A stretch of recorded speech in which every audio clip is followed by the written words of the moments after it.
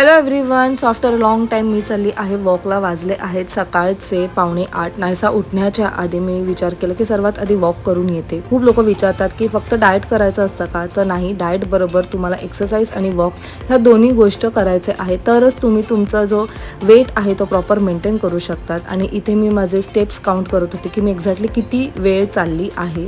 त्यानंतर आल्यानंतर मी लिप्टनचं green tea घेतलं, विच इज माय फेवरेट. मला खूप आवडतं आणि आता मला ह्या गोष्टीची सवयसुद्धा झाली आहे. आणि एक गोष्टीची सवय आहे ती म्हणजे सर्वात आधी पहिले वेट चेक करते. लास्ट 3 मंथ्समध्ये माझं 3 किलो वेट गेन झालेलं, बट आता मी I am back to my normal weight. तर खूप छान वाटतं आहे.